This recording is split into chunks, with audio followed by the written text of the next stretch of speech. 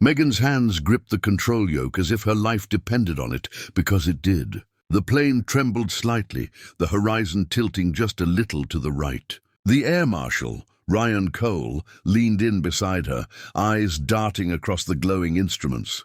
"You're doing great," he said, trying to keep his voice steady. "Just keep it level. ATC's got you."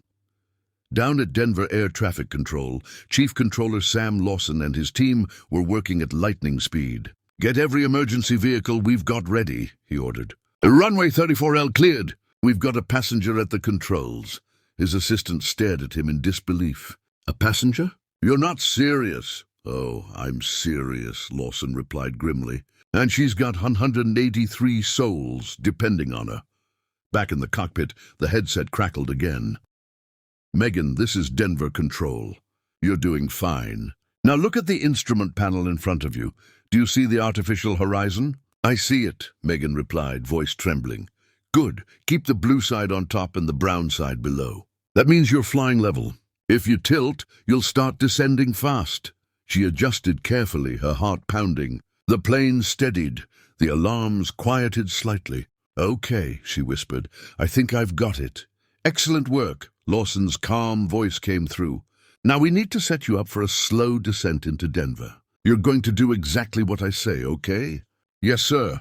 Ryan glanced back into the cabin. The passengers were silent, clutching hands and praying. Some had tears streaming down their faces. Others whispered words of faith. The flight attendants were securing the cabin, their own fear hidden behind professional smiles. "All right, Megan," Lawson continued. "We're going to reduce your altitude to 20,000 feet. On your throttle, there are 2 levers. Gently pull them back about half an inch." She did as told. The engines softened, and the plane began a smooth descent. Outside, the Rockies stretched out like endless waves, their snow-capped peaks glinting in the sun. It was beautiful and terrifying. Ryan whispered, "You've got this, Megan. You saved people on the ground. Now you're saving them in the sky." Megan took a deep breath. "I just hope I can land us before they wake up." She glanced at the unconscious pilots, still slumped in their seats, masks secured, pulses faint but stable. Suddenly the plane jerked slightly. Turbulence. Megan gasped, her knuckles white. "We're shaking. What do I do?" "Stay calm," Lawson replied instantly. "Turbulence is normal. Keep your hands steady. Don't fight it too much. Just hold a level." The cabin rattled for a few seconds that felt like forever. Then it passed. Megan exhaled shakily. "Still with me," she muttered. "You're a natural," Lawson encouraged. "Okay, Megan. You're coming up on final approach in about 15 minutes. You'll see Denver soon. The hardest part's still ahead." On the ground, news crews had gathered, broadcasting live footage of rescue vehicles lining the runway. The nation was watching, hearts pounding, as headlines flashed across screens. "Passenger attempting emergency landing, live." Inside the cockpit, the radio crackled again. "Flight 278, you're cleared for emergency landing on runway 34L. Fire and medical teams are in position."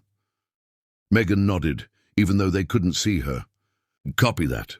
All right, now extend your flaps. That's the lever with notches labeled 1 through 5. Got it.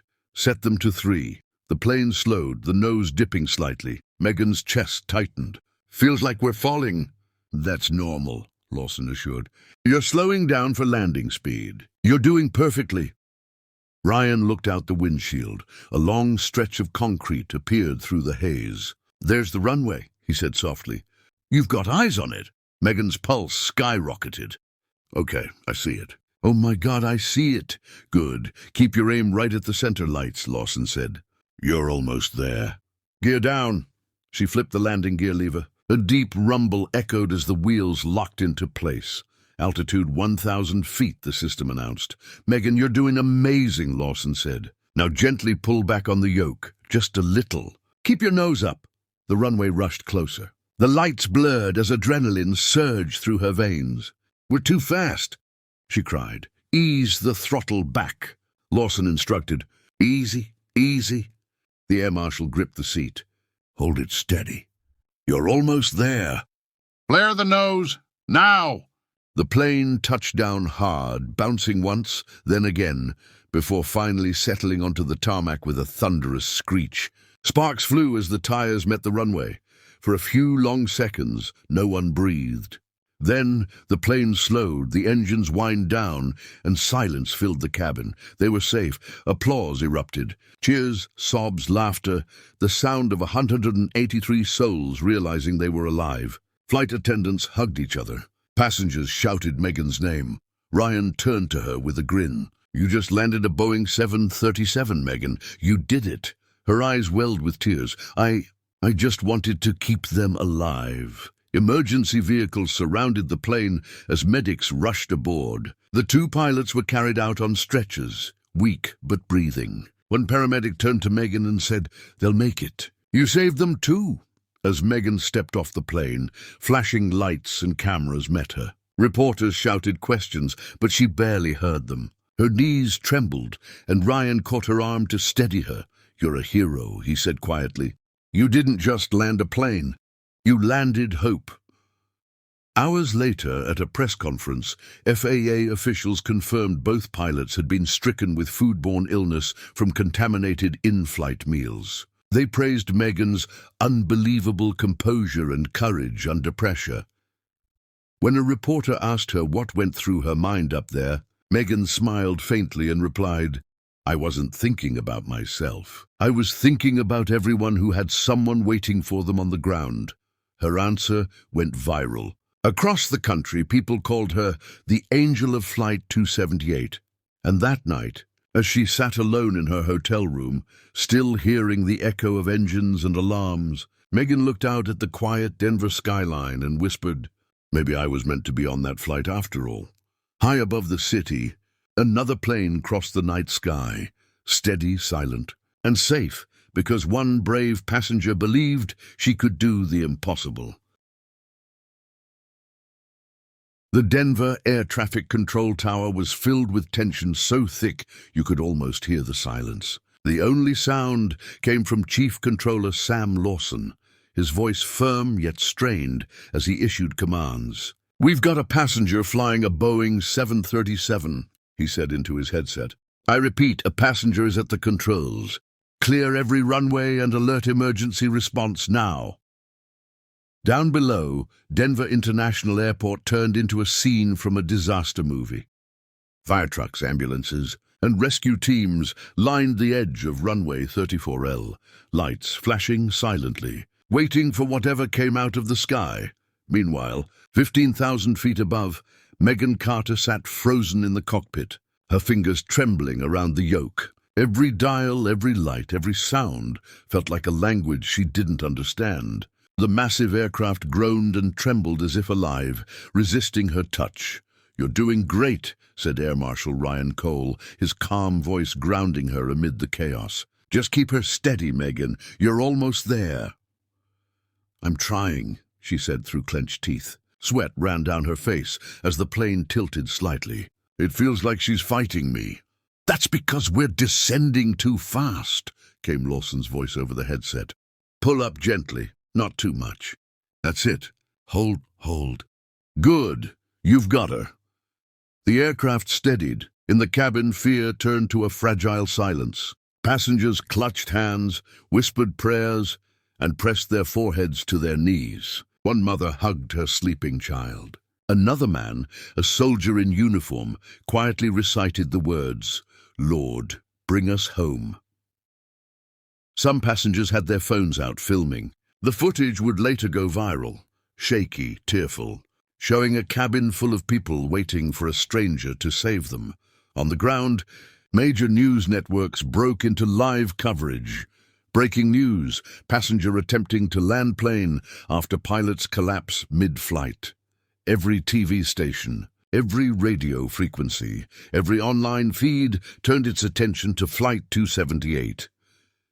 In the cockpit, Megan's voice trembled as she spoke into the radio.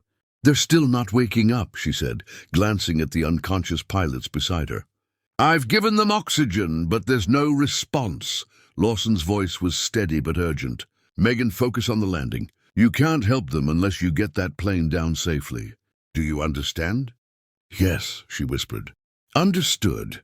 Ryan placed a reassuring hand on her shoulder. You've got this, one step at a time, just like in the ER.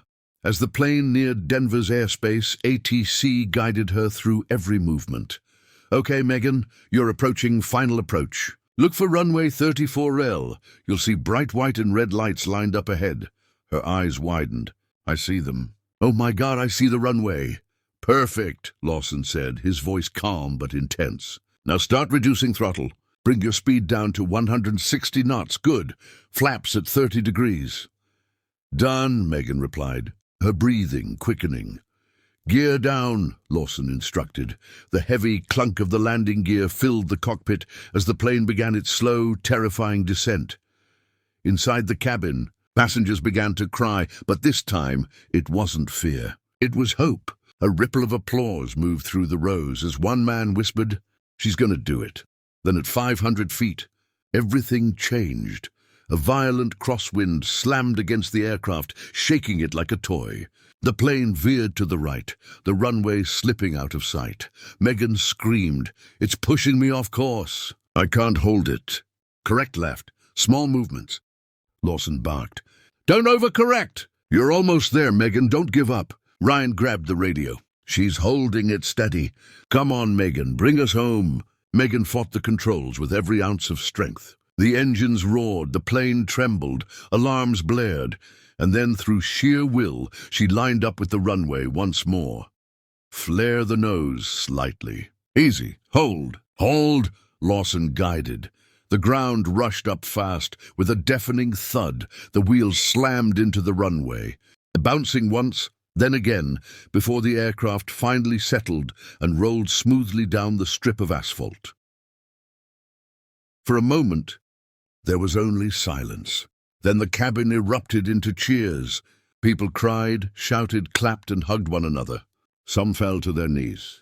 The entire plane shook again, this time from the thunder of applause. Megan sat frozen, her hands trembling over the controls. We did it," she whispered in disbelief.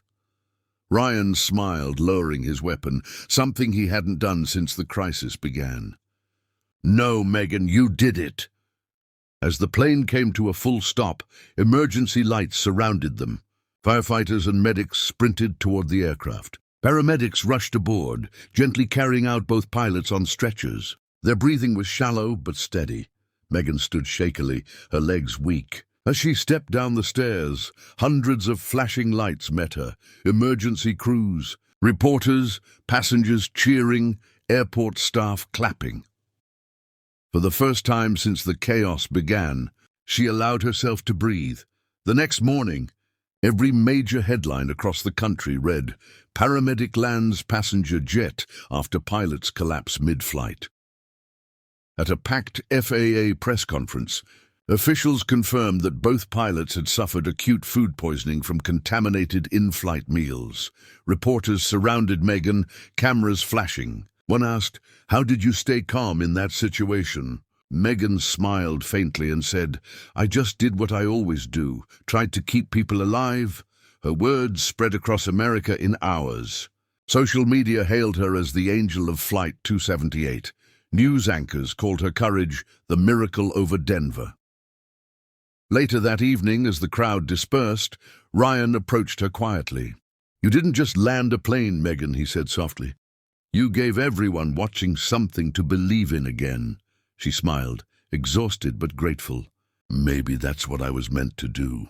And as the sun rose the next morning, shining over the vast Colorado sky, Flight 278 stood quietly on the tarmac, a symbol of hope, courage, and the day one ordinary woman became a legend at 36,000 feet.